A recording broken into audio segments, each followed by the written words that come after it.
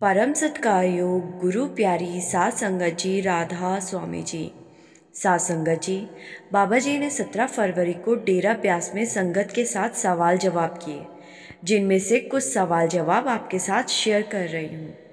एक लड़की कहने लगी कि बाबा जी, मैं कभी ब्यास नहीं आई थी और आज अपने ससुराल वालों के साथ पहली बार ब्यास आई हूँ और मैंने आपके सवाल जवाब टीवी पर ही देखे थे। मैं जपजी साहिब का पाठ करती हूँ। मैं हमेशा आपके साथ जुड़ी रहूँ, इसके लिए मुझे क्या करना चाहिए? तो बाबा जी कहने लगे कि हमने जपजी साहब को अकेला पढ़ना नहीं है, हमने समझना भी है।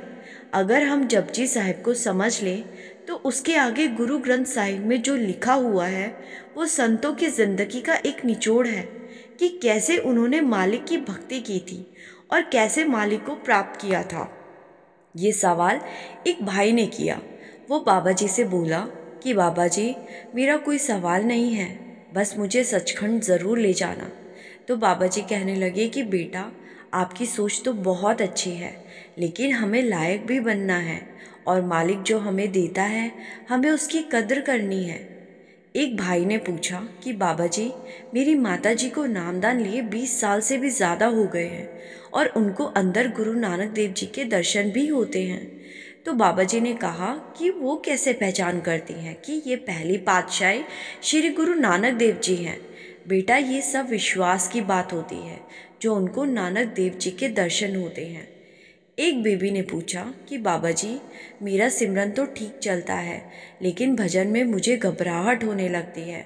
तो बाबा जी कहने लगे कि बेटा, भजन का संबंध हमारी आत्मा के साथ है और जो घबराहट होती है उसका संबंध हमारे शरीर से है। इसलिए आप भजन सिमरन करते रहें, मालिक अपने आप कृपा करेगा। फिर इसी बीवी ने पूछा कि बाबा जी, कुछ समय पहले मेरे पति की मृत्यु हो गई थी और उसके बाद मैंने अपने जीवन में बहुत समस्याएं देखी जिससे मुझे घबराहट होती है। तो बाबा जी ने कहा कि बेटा, हिम्मत रखें, रोज़ सूरज नहीं निकलता और रोज़ बारिश भी नहीं होती। मालिक पर भरोसा रखें, हमने तो मालिक के बहाने में रहना है। एक भाई बोला कि बाबा जी, मैंने अप्रैल में विदेश चले जाना है, लेकिन मुझे नामदान की पर्ची नहीं मिली। अब मैं क्या करूं? क्या विदेश में भी नामदान मिल जाता है? तो बाबा जी कहने लगे कि बेटा, वहाँ भी मिल जाता है नामदान, लेकिन पहले हम लायक तो बने। फिर इसी लड़के ने पूछा कि बाबा जी, क्या नामदान लेने के लिए किताबें पढ़नी ज़रूरी है? तो बाबा जी ने हंसकर कहा कि बेटा, शादी से पहले लड़की के बारे में जानना ज़रूरी है। तो आगे बाबा जी ने उसको समझाया कि बेटा, हमें चाहिए कि हम उसूलों पर चलें और मालिक ने जो दिया है उसकी कद्र करें। एक भाई बोला कि बाबा जी, पर्सनल या प्रोफेशनल नेगेटिविटी से कैसे बचा जाए? तो बाबा जी कहने लगे कि हम अक्सर कह देते हैं कि किस्मत मालिक ने बनाई है। तो जब किस्मत उस मालिक ने बनाई है तो क्या उसने हमारे लिए वो चीज़ लिख दी होगी जो हमारे लिए लायक नहीं होगी? इसलिए बेटा, हमें अपने उसूलों में रहना है और मालिक के लायक बनने की कोशिश करनी है। नेगेटिविटी अपने आप चली जाएगी। एक बीबी ने पूछा कि बाबा जी, जो लोग नॉनवेज खाते हैं उन पर दुख नहीं आते और जो सेवा करते हैं, सत्संग पर जाते हैं, वो हमेशा दुखी रहते हैं, ऐसा क्यों होता है? तो बाबा जी ने कहा कि बेटा, हमारा मकसद है कि इस 84 के चक्कर से निकलना और इससे निकलने के लिए थोड़े थोड़े दुख मालिक इसीलिए देता है कि हम अपने कर्मों का हिसाब पूरा करके उस मालिक से मिल सके और 84 से बच जाए।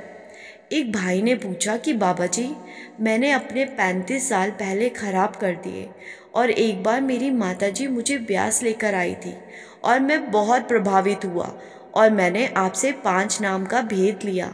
मेरी सब शंकाएं दूर हो गई और अब सब प्रकट हो गया है। बाबा जी कहने लगे कि हमने तो उस भजन में लगे रहना है, हमें तो अपनी करनी में लगे रहना है, हमने बस भजन सिमरन पर ध्यान देना है।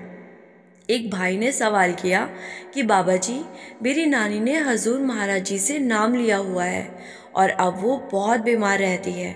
तो बाबा जी कहने लगे कि ये तो बेटा उनके कर्म हैं और थोड़ी सी मुश्किल देखकर मालिक उन्हें अपने पास बुलाना चाहता है, तो इसमें क्या दिक्कत है?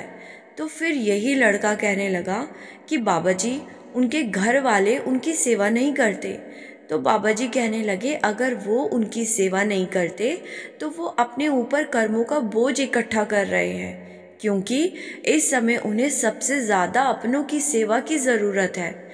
एक लड़के ने पूछा कि बाबा जी, कभी कभी हम 4-5 दोस्त बैठते हैं और हंसी मजाक किसी की बेइज्जती करते हैं, तो क्या इससे भी कर्म बनते हैं? तो बाबा जी कहने लगे कि बेटा, अगर कीचड़ में पैर मारेंगे तो कपड़े हमारे ही गंदे होंगे। तो लड़का कहने लगा कि मैं अपने दोस्तों को कैसे समझाऊं? तो बाबा जी कहने लगे कि बेटा, हमें किसी को समझाना नहीं है, बस वहाँ से चुपचाप उठ जाओ। एक भाई बोला कि बाबा जी, आप बहुत कमज़ोर हो गए हो। तो बाबा जी हंसकर कहने लगे कि डॉक्टर तो मुझे कहते हैं कि तुम वज़न कम करो, मोटे हो गए हो। मेरी कमर देखकर तो लड़कियां भी शर्मा जाएगी। ये सुनकर सारी संगत ज़ोर ज़ोर से हंसने लग पड़ती है। एक बीवी ने पूछा कि बाबा जी, मेरी मम्मी की 2 महीने पहले मृत्यु हो गई थी और अब मैं उनको सोच कर टेंशन में रहती हूँ। तो बाबा जी कहने लगे कि बेटा, मालिक ने सबके लिए पहले से लिखा हुआ है कि किसने कब जाना है। आप अच्छे इंसान बनने की कोशिश करें, मन का बोझ अपने आप हल्का हो जाएगा और भजन सिमरन पर ध्यान दें। एक भाई ने बाबा जी से कहा कि बाबा जी, मैं जो कुछ भी करता हूँ अपना 100% देता हूँ, फिर चाहे रिज़ल्ट कुछ भी आए, मैं इस बात की चिंता नहीं करता, लेकिन मन घबराता है कि कहीं गलत ना हो जाए। तो बाबा जी कहने लगे कि बेटा, हमें घबराना नहीं है। किसी चीज़ को एक ही दिन में हासिल नहीं किया जाता, उसके लिए बहुत मेहनत करनी होती है। मालिक ने जो कुछ दिया है उसकी हमें कद्र करनी है। किसी बीवी ने पूछा कि नामदान के लिए क्या करें? तो बाबा जी कहने लगे कि बेटा, मौज मेला कर लो। तो बीबी कहने लगी कि बाबा जी, मौज तो कर ली, अब नामदान चाहिए। तो बाबा जी कहने लगे कि बेटा, अच्छे इंसान बनो और परमार्थ के रास्ते पर चलना शुरू कर दे, अपने आप नामदान के लायक बन जाएंगे। एक भाई ने सवाल किया कि बाबा जी, अच्छे इंसान में क्या गुण होने चाहिए?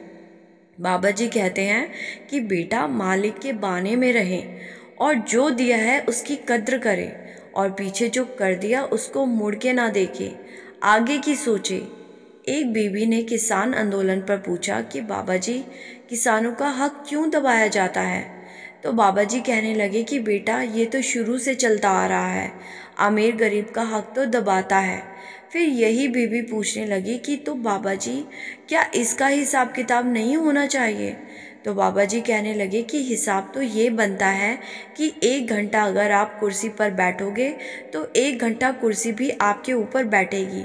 तो यही बीवी कहने लगी कि क्या ये गलत नहीं है? तो बाबा जी ने कहा कि सबकी सोच अलग अलग है, कोई सही कहता है तो कोई गलत कहता है। हमने तो बस मालिक ने जो दिया है उसकी कद्र करनी है। एक भाई ने सवाल किया, बाबा जी, जैसे हम वाणी में नाम सुनते हैं, ब्रह्मा विष्णु महेश हरि, इसके बारे में थोड़ा समझाइए। तो बाबा जी ने समझाया कि जब संत महात्मा इस दुनिया में आते हैं तो वो परमात्मा की अलग सी हस्ती कायम करने के लिए परमात्मा के अलग अलग नाम रख देते हैं, मालिक को याद करने के लिए नाम रख देते थे, जैसे कि अल्लाह, वाहिगुरु, हरिओम। ये सब नाम मालिक का एहसास करने के लिए रख देते थे। तो इसी भाई ने पूछा कि राधा स्वामी का क्या मतलब है?